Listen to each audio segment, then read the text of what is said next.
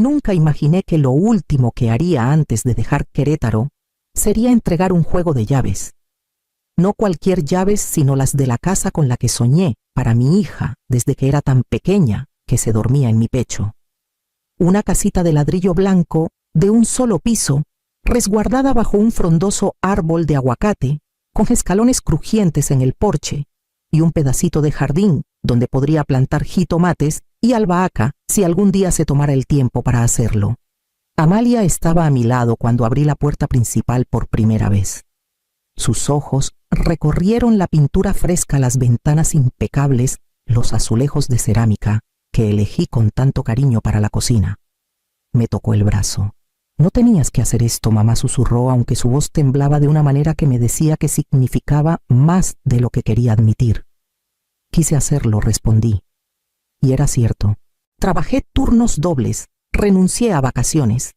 Incluso vendí mi anillo de compromiso después del divorcio, todo, para que un día pudiera darle una base sólida, algo por lo que no tuviera que pelear. El plan era sencillo. Me quedaría unos días, la ayudaría a instalarse, y luego me iría a San Miguel de Allende. Una casita rentada cerca de las colinas con espacio para mi máquina de coser y un poco de paz. Pero 2 noches antes de la mudanza, Amalia tocó a mi puerta con los ojos hinchados y una taza de té de manzanilla. Se acurrucó a mi lado en el sofá como si tuviera 10 años otra vez.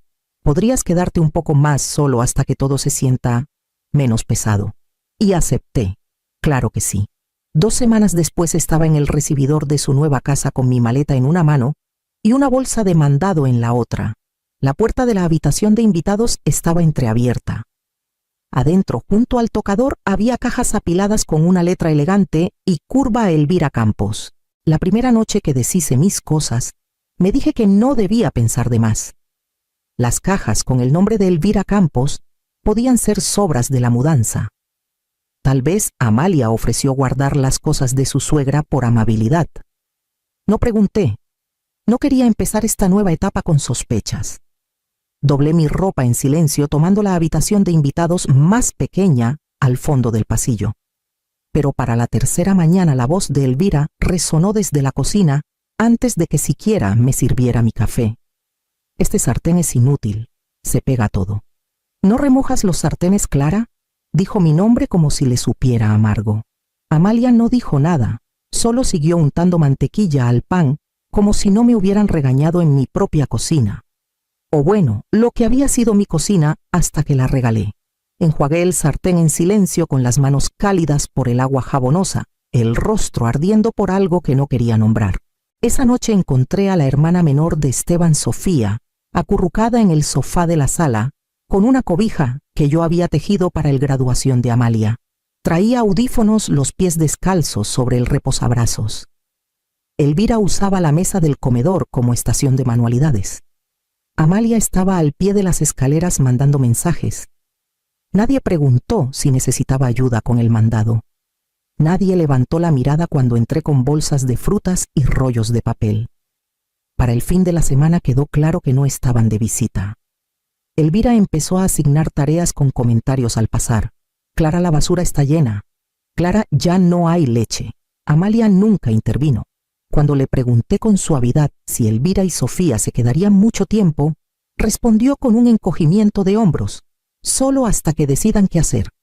Moví mis cosas de la habitación de invitados después de que Elvira dijo que necesitaba el espacio para su postura. No discutí. Armé un catre en el cuarto de lavado junto a la secadora y doblé mi camisón en el estante sobre el detergente. Me dije que era temporal. Pero ni siquiera entonces estaba segura de a quién quería convencer. Al principio me convencí de que solo estaba siendo útil. Es lo que hacen las mamás. No doblar ropa que nadie agradece, rellenar la jarra de café sin que te lo pidan, fregar regaderas que solo se notan cuando están sucias. Amalia trabajaba jornadas largas. Esteban llegaba exhausto y apenas me hablaba. Elvira siempre tenía algo que le dolía las rodillas, la espalda, el cuello.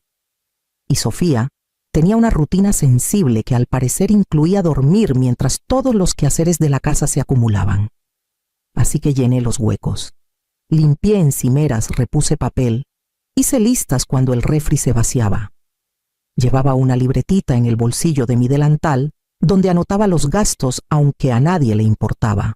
Me recordaba a otra época. Amalia tenía 8 años cuando su papá se fue. Recuerdo estar en el pasillo del súper con 2 latas de sopa y una caja de toallas sanitarias, sabiendo que solo podía pagar una. Esa semana comimos arroz con frijoles y caminé los últimos 5 kilómetros a casa bajo la lluvia, porque no había para gasolina. Ella nunca lo supo. No la dejé. Ese mes Amalia dibujó un crayón sobre papel rayado. Era una casa con jardín y 2 figuras de palitos tomadas de la mano. Arriba escribió con marcador morado la casa de mis sueños con mamá. Todavía lo guardo doblado en mi Biblia entre los salmos y las promesas en las que tanto quise creer. Ahora, 20 años después, estaba en esa casa soñada, raspando huevo quemado de un sartén, mientras Elvira estaba en la mesa mirando su celular con el volumen alto. Solo levantó la vista para decir: la próxima vez no los cocines tan secos. A Esteban le gustan las yemas líquidas. Amalia tomó su café y no dijo nada. Esa noche la escuché decirle a Esteban que yo siempre había sido práctica. Se rió como si eso fuera algo pequeño e inofensivo, como si yo fuera una herramienta en lugar de una persona. Doblé las sábanas en el sofá que ya no me pedía compartir, las puse en la canasta y apagué la luz. Ya no me sentía de visita, me sentía administrada, y cada día me hundía un poco más en las paredes de esa casa, hasta que no sabía dónde terminaba yo y empezaban los quehaceres. Era tarde. Ese tipo de silencio que solo llega cuando la lavavajillas murmura bajito y la casa olvida que sigues despierta. Fui a la cocina por un vaso de agua descalza, cuidando no hacer crujir el piso. Al pasar por el comedor, escuché voces suaves pero no ocultas. No sabían que estaba ahí. Siempre ha sido así, dijo Amalia con un tono tan casual que tardé un segundo en darme cuenta de que hablaba de mí. Si mi mamá no está, tu mamá va a esperar que yo haga todo. Así está equilibrado. Esteban soltó una risita. Entonces estás delegando el problema de tu suegra a tu madre. Amalia también rió ligera, sin preocupaciones. Ella está acostumbrada a trabajar duro. No le molesta. No me moví. No pude. Me quedé en la sombra detrás del medio muro, mi mano apretando el vaso frío. Por un momento pensé que había oído mal. Pero entonces Amalia lo dijo de nuevo más claro. Es práctica. No necesita mucho.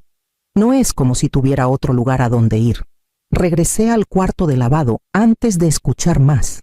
El sonido de su voz, la voz de mi hija repitiéndose en mis oídos como una nana cruel. No solo había tolerado mi presencia, lo había planeado. Lo había arreglado como una red de seguridad para ella. No estaba aquí por amor. Era un amortiguador.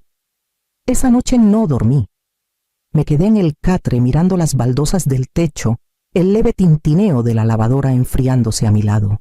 Pensé en las veces que caminé a casa con la ropa empapada después de turnos dobles, solo para leerle un cuento antes de dormir. Las noches que me senté al borde de su cama susurrando: no hay nada en el closet, pequeña. Aquí estoy yo. Ahora era un cuerpo que ella ponía entre ella y las expectativas de alguien más. No lloré. Algo más frío que la tristeza se asentó en mí, algo que observaba, registraba, empezaba a retraerse.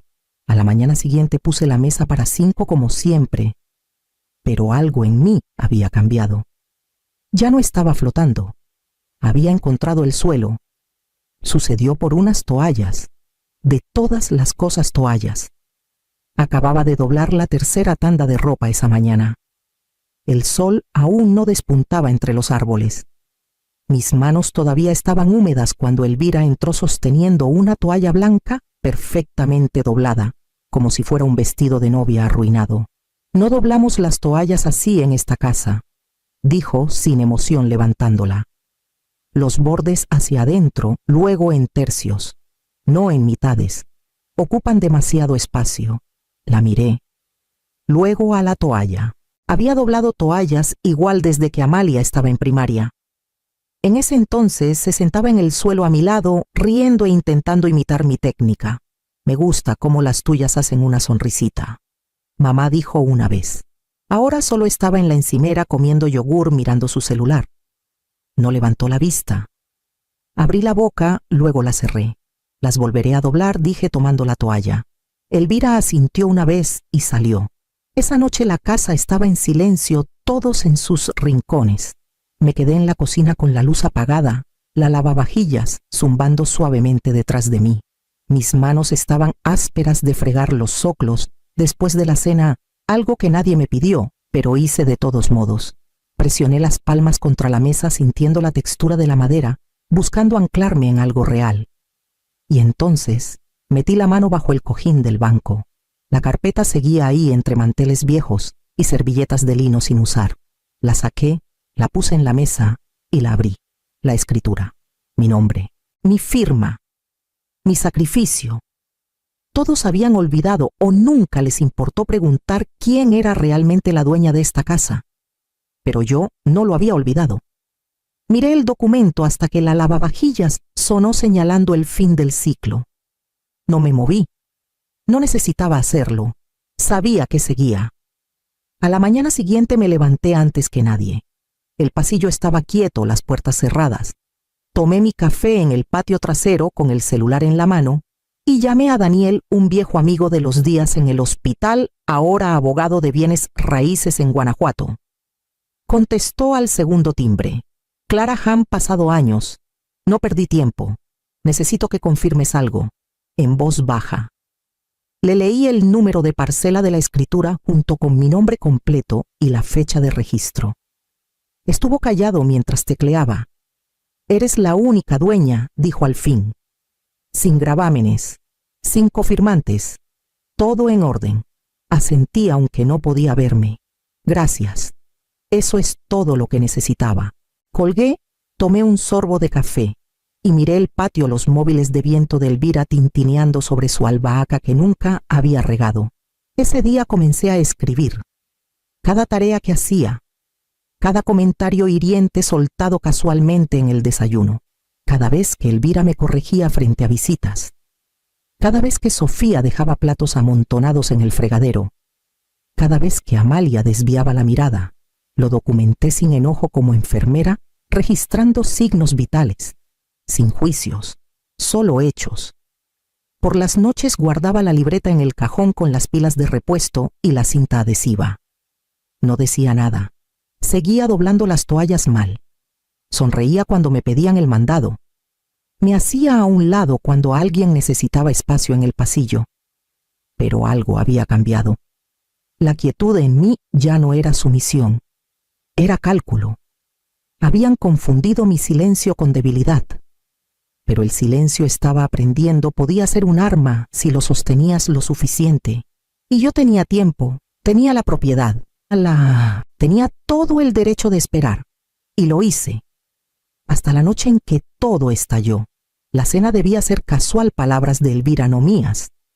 Solo unos amigos de Esteban de la oficina, comida para llevar de ese lugar tailandés caro, y según ella, una oportunidad para que todos vieran lo bien que funciona esta casa. Pasé la tarde planchando servilletas y recalentando rollos primavera que nunca llegaron a tiempo a la mesa. Cuando llegaron los invitados, Elvira tomó el lugar principal. Yo me quedé en la cocina llenando vasos y recogiendo platos. Nadie ofreció ayudar. Amalia se movía por la noche con una sonrisa ensayada, pero vi el destello en sus ojos cuando Elvira gritó durante el postre. Saben, mantenemos a Clara porque dobla las toallas como profesional, aunque aún estamos trabajando en el sazón. Risitas siguieron. No crueles, solo cómplices. Miré a Amalia. No me devolvió la mirada. Después de que los invitados se fueron, Elvira se sirvió otra copa de vino y se quitó los zapatos sobre la alfombra que limpié esa mañana. La próxima vez, no abuses del ajo. Sí, algunos aún tenemos papilas gustativas. No respondí. No necesitaba hacerlo. En cambio, caminé al pasillo, saqué la carpeta del cajón donde guardaba las pilas y regresé a la mesa. Puse la escritura frente a Elvira. La miró luego a mí. Tienen 10 minutos para empacar lo suyo, dije con calma. Esta no es su casa. Nunca lo fue. Elvira rió cortante, incrédula. No puedes estar hablando en serio. No hablé. Amalia se levantó despacio con la voz quebrada. Mamá, no hagas esto. La miré entonces, de verdad la miré. Hice todo por ti. Tú elegiste hacerme invisible. Esteban no dijo nada. Se quedó quieto con las manos en el regazo como esperando que pasara la tormenta. Elvira abrió la escritura, la revisó, y por primera vez desde que la conocí no dijo nada. Su boca se apretó, su copa tembló ligeramente en su mano. No alcé la voz, no hice un escándalo. Solo me di la vuelta y caminé por el pasillo pasando las fotos que colgué, la habitación donde leía cuentos antes de dormir, y salí por la puerta trasera. Los dejé con el silencio. Y no miré atrás mientras la casa detrás de mí empezaba a resquebrajarse. La casita era silenciosa, de una manera que la ciudad nunca fue. Por las noches, los grillos cantaban bajito fuera de mi ventana y el viento se deslizaba entre los árboles como un viejo amigo. No deshice mis cosas de inmediato. Me moví despacio, dejando que cada cajón y gabinete respirara antes de llenarlo otra vez. Hice sopa. Leí. Me senté en el porche con un té y no me apresuré por estar en ningún lado. Pasó una semana antes de que llegara la llamada. El nombre de Amalia iluminó mi celular justo después del atardecer.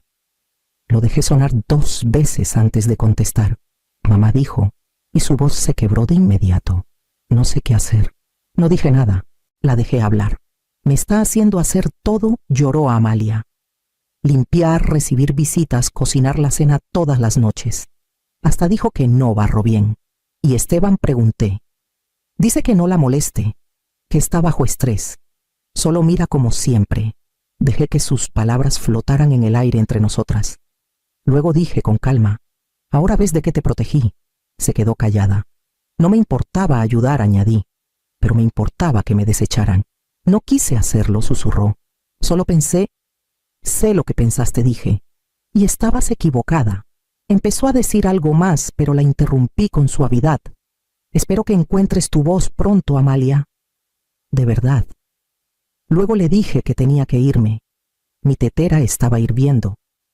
Colgué antes de que pudiera responder, no por crueldad, sino porque no había nada más que explicar. Me quedé junto a la ventana escuchando el silbido suave de la tetera, el vapor subiendo en una cocina que finalmente era solo mía. La tierra aquí es más suave de lo que recordaba. O tal vez mis manos han aprendido a moverse más despacio con más certeza.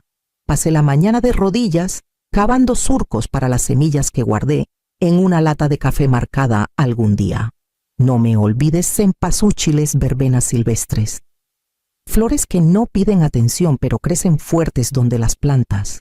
A mediodía me dolía la espalda y la tierra se aferraba bajo mis uñas, pero no me importó. Dejé la palita a mi lado y me limpié el sudor de la frente.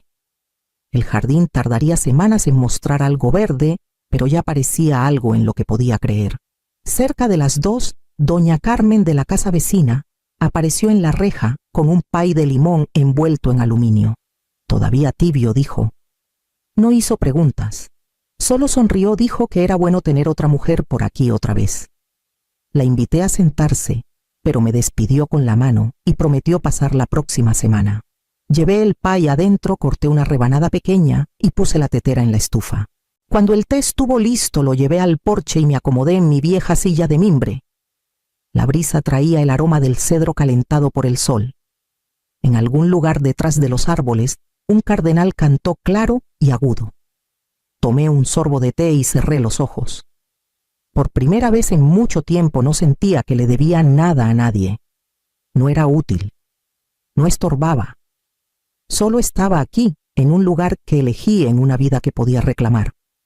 Y cuando el teléfono sonó otra vez, con su nombre parpadeando en la pantalla, no corrí a contestar. Lo dejé sonar mientras tomaba mi té, escuchando el silencio. Le di una casa y ella me dio una carga. Ahora he devuelto ambas, no con enojo, ni siquiera con dolor, solo con verdad. Algunas cosas no necesitan castigarse, solo necesitan verse con claridad. Ahora lo veo como el amor puede torcerse cuando siempre se espera, pero nunca se reconoce. No me arrepiento de haberle dado la casa. De lo que me arrepiento es de haberme quedado después de que dejé de ser su madre y me convertí en su excusa. Antes pensaba que irme era fracasar, que partir era abandonar. Pero quedarse, he aprendido, a veces es la mayor traición a una misma. Todavía la quiero, pero también me quiero a mí, y eso tiene que valer algo. Volverá a llamar. Tal vez un día conteste, pero no hasta que deje de llamar por ayuda y empiece a llamar por entendimiento. Por ahora la puerta está cerrada, el té está caliente y mis manos están ocupadas plantando cosas que saben crecer. ¿Alguna vez le has dado todo a alguien solo para que te traten como una conveniencia? ¿Qué harías si tu propia hija te traicionara no con enojo sino con silencio? Es irse el mayor acto de poder.